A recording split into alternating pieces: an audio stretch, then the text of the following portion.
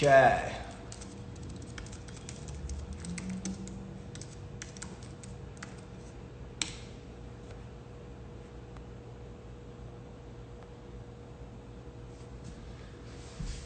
All right, we're just letting some more people get in here.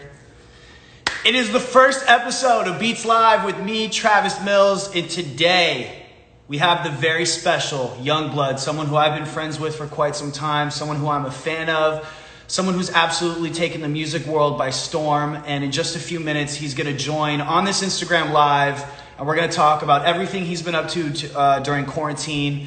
We're going to talk about the music that he's been making, the music that he hopes to make, and a whole lot more. We're also going to take some fan questions, so if you guys want to send in some questions right down there, we're going to get there. Dom, what's up, man? I see you in the chat. Yo.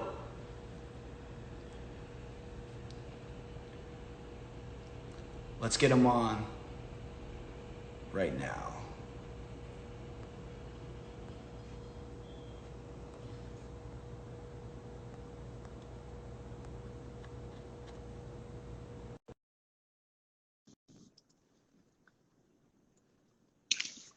Travis, now what's up? How are you? Wow! What's popping, bro? You good? Great, man. How are you? I'm very well, man. Thank you. How's it going? I'm just at home, man, getting used to doing everything from the house. What about you?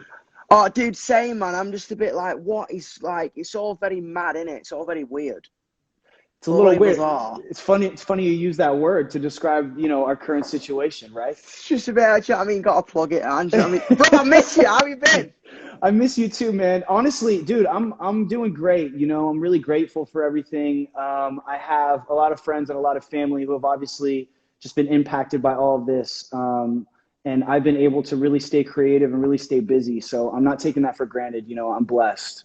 I mean, dude, I'm exactly the same, man. To be honest, I was just like, I think this is such a time to kind of like reflect and think about things. You know what I mean?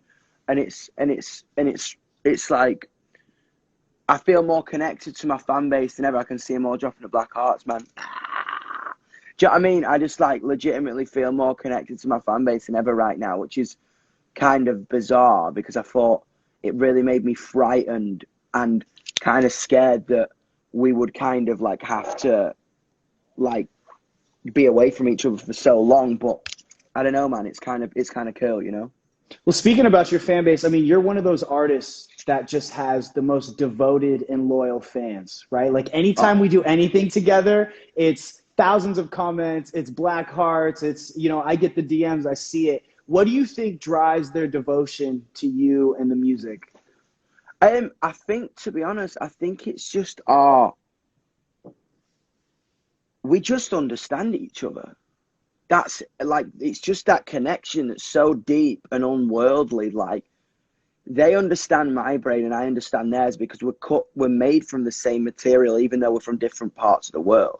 You know, I mean, before this happened, like the world didn't even want to know me, man.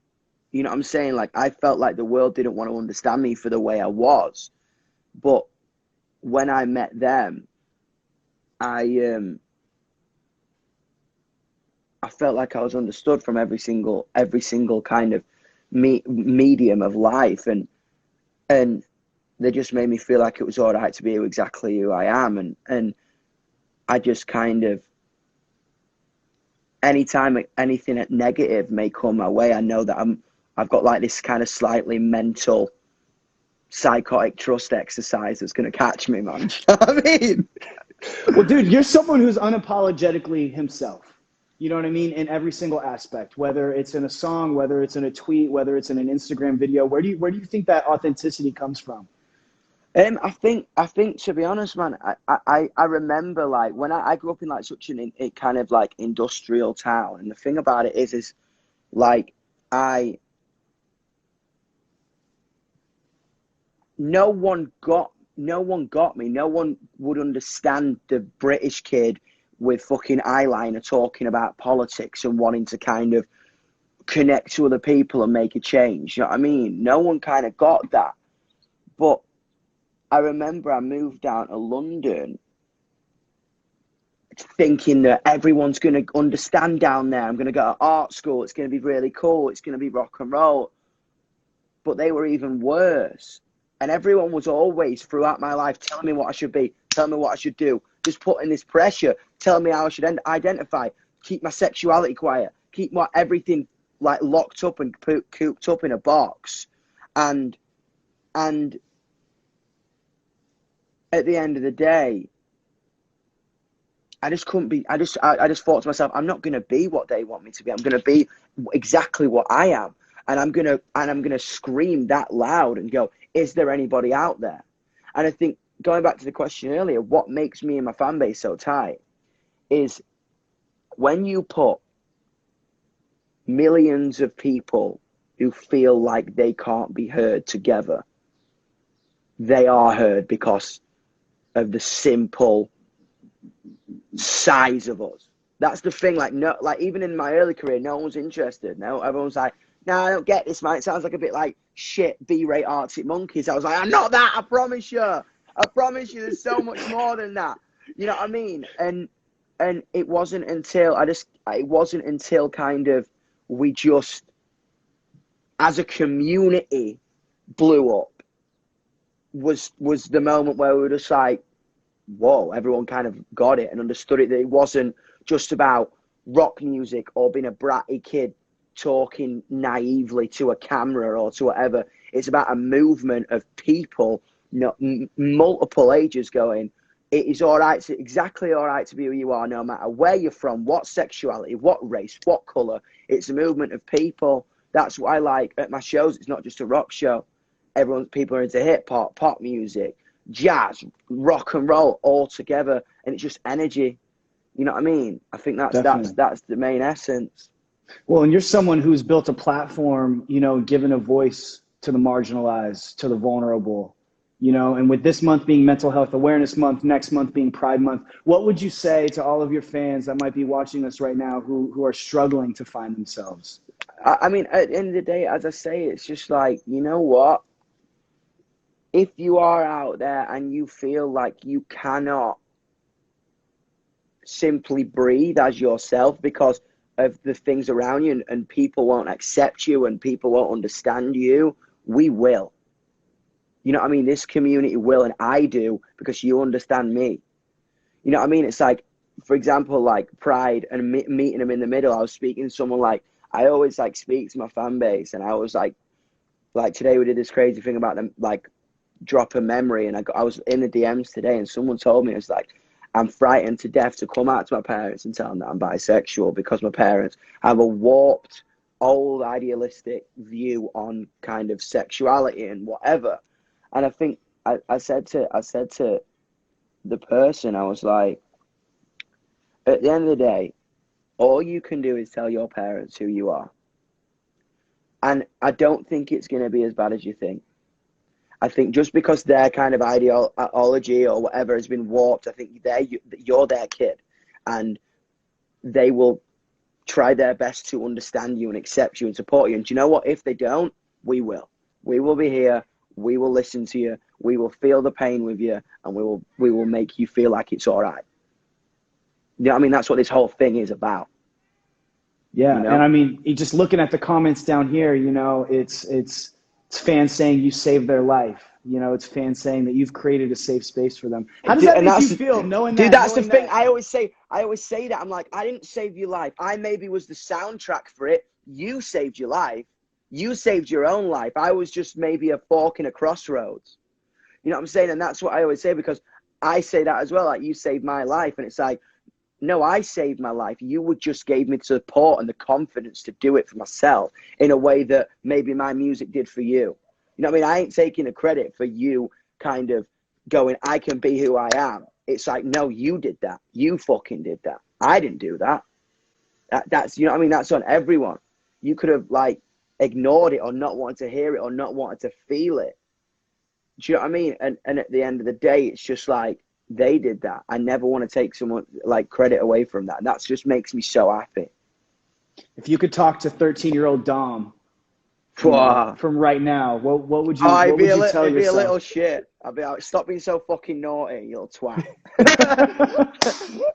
Now, I'd probably say that you are going to probably experience quite a bit of pain and quite a bit of confusion in the next coming years, especially the next 2 years. But I would say that by feeling that pain, you realize that your bad parts, the bad parts of what you think they are, and your kind of handicaps are not handicaps at all. They're going to obtain you a community of people that you can speak to and feel like they're you know what I mean, together. At the end of the day, I wouldn't take any of that pain back, because it made me find them and it made them find me, and it was worth every second, because my flaws and my handicaps or whatever are my attributes to them, and that's fucking sick. And that's what I would say to him. I'd be like, dude, it's gonna be rough, but I promise you it'll get a lot better. You know what I mean? I think it's crazy. I do. You're someone that, you know, there's this quote that, you know, you grow through what you go through. And absolutely, I feel like what you just said really hits that on the head. I had Travis Barker on my Apple Music show a couple of days ago, and we started talking about you just because we both love you so much. And he told me the most YUNGBLUD story ever. Okay, he was talking to me about what the first time you ever went to MGK's house, and it was when you guys were gonna collab. And he said Dom shows up. He just goes up to the front door and just walks right in. Doesn't ring the doorbell, doesn't knock on the door, doesn't call them and say, hey, I'm here.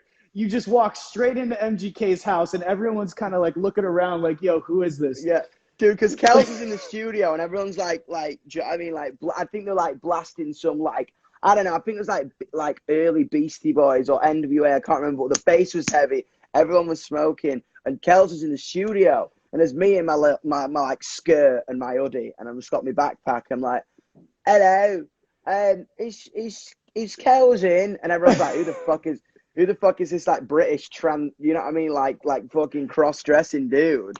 And I'm just like, yo, hello, it's me, I'm Dom. And Kels is like, dude, fuck man, you look hard. And I'm like, dude, that's like, dude, do you know what? Fucking, he did his impression of me. It was like. It's like, hello, I'm Machine Kelly. He's like, yo, Dom, it's Colson, dude. I'm telling you right now, like, it's hard, dude. Like, dude, we're gonna fucking like bring back punk rock, and I'm like, yes, we fucking are. That's my impression of him. Do you know what I mean? So fucking Kels, when you see this video, because I'm sure someone screen grabbed it. It was on point. It was on point. Dude, that's fucking hard. Like, I was like, dude, I just want to fucking like play music, man. You know what I mean? I'm like, yes. Oh man. Well, I want to talk about your new song, Weird, as well, man. I love the record, and this definitely feels like a new era for YUNGBLUD. You know, is this leading up to another record? Is this absolutely part of a bigger project? Dude, I've actually kind of started plans on the next kind of song or project that's coming out, man. As I say, like, this was a first start. This kind of next album is legitimately like what everything has accumulated to through the past fucking 5 years. Like 21st Century Liability, the first project, kind of is a part of what this would become, you know. And I think with it, man, it's like Weird was a moment that this album is a neat whiskey, uncensored story and document about life, literally about everything, about life, about sexuality, sex, drugs, love, heartbreak, depression.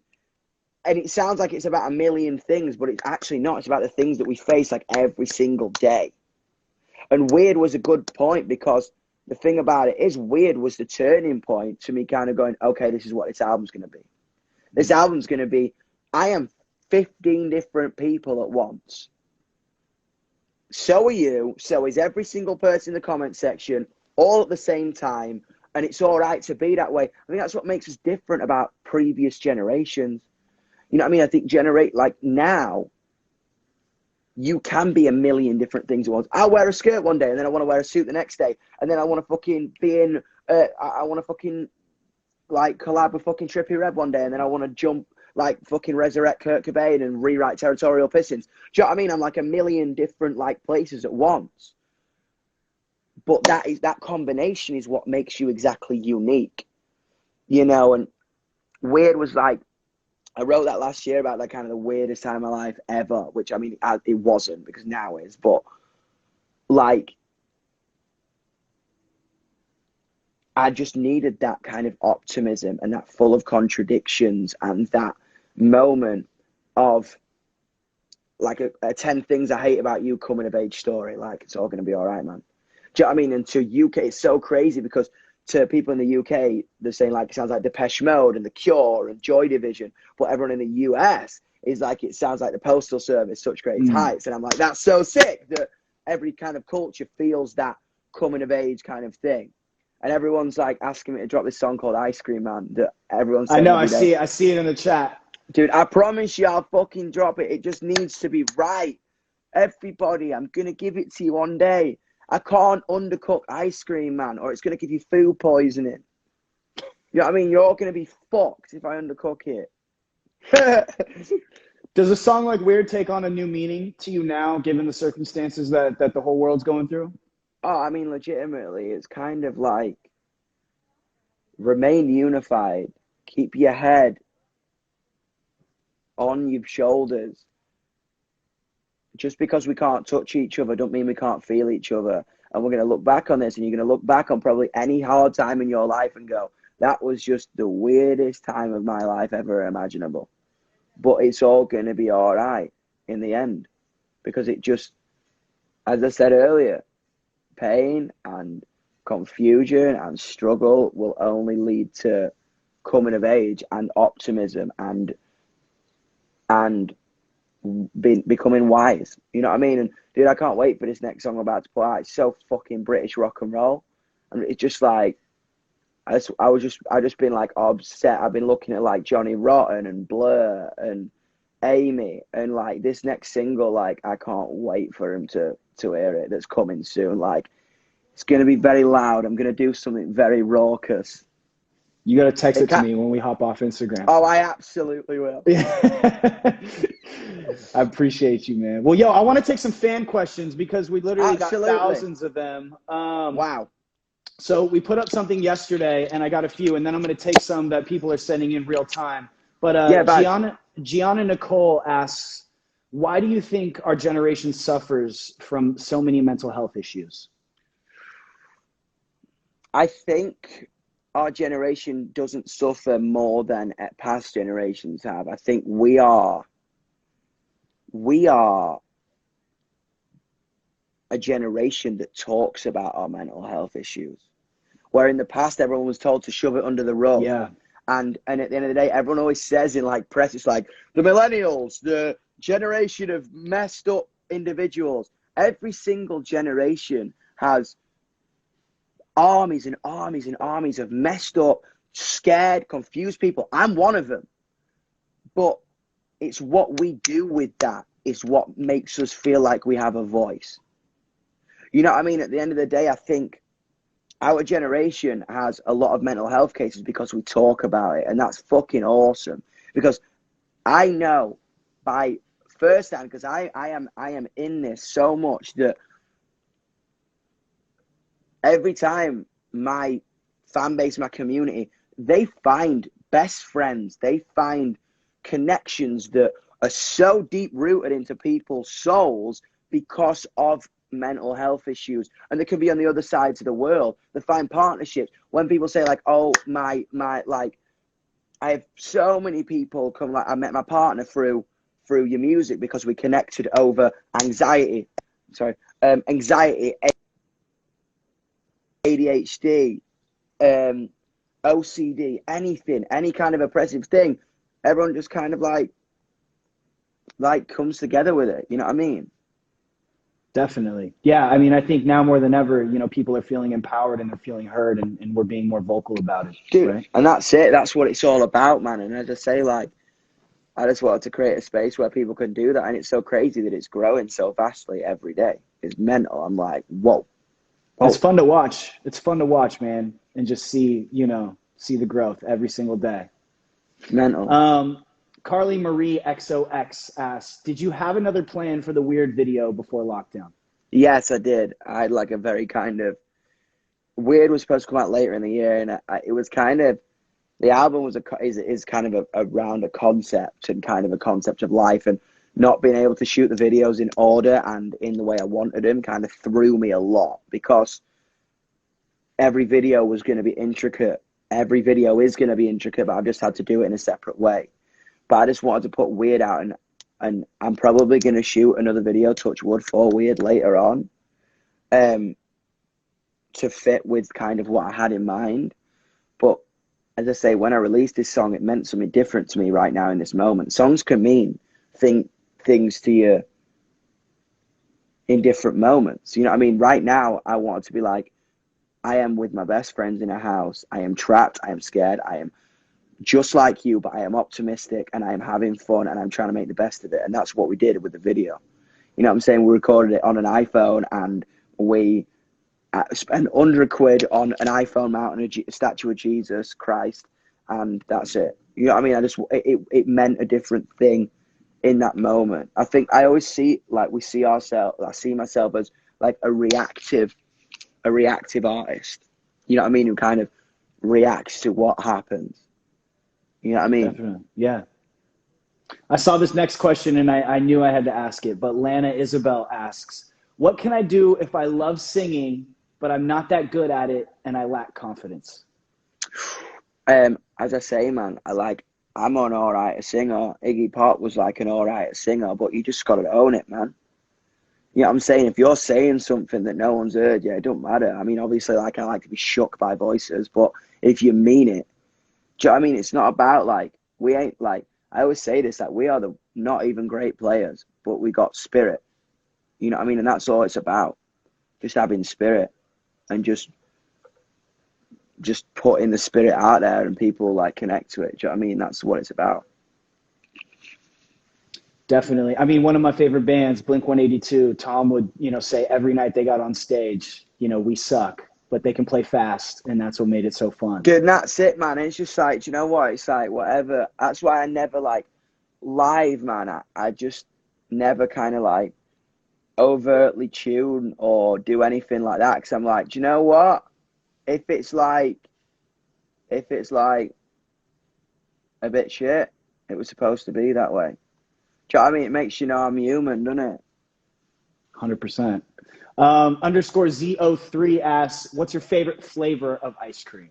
Oh, mint chocolate chip. Fucking love it. Oh. I got some in the freezer right now. Are you a vegan ice cream type of dude, or are you just are you old school? I wish I was, man, but I just love, like, milk, man. I'm so bad. I'm trying to cut it out. I was trying to go vegan, but you know what I mean? I kind of love milk. I'm obsessed with it. I swear I hate choosing usernames. Beat me to that one, because apple juice or milk? Milk. Are you someone that can drink milk with, like, a sandwich? Oh yeah, man. I used to love it. Like, when I was a kid, I just drink. I know it's weird. It's weird. It's so weird, but I just drink it. I'd be like, sick. Milk and cookies, milk and lasagna, milk and fish and chips, whatever. I'm noticing a theme here. Tips for self-love. Wow. Finding people that I legitimately like, surrounding yourself with people who understand you for who you are, because it's very, like, you may like, I'm a person who kind of needs a lot of validation. I think there's a lot of people out there who need, like, validation as well. And I think when you love something about yourself and everyone else hates it, you're like, oh. But I think once you find your right people who love exactly what you love about yourself, then they are meant to be in your life, then sick. You know what I mean? I think you are the only person on this planet. There is no carbon copy of you. That's fucking sick. You're the only one you got, man. Yeah, man. Last question. Youngblood Edits asks, if you could play a role in a movie, which movie/character would you want to play? That is so hard. I would have loved to have been in Harry Potter. That would have been amazing. I just wanted to go to Hogwarts, man. I don't even care. Big character or small. Do you know what I mean?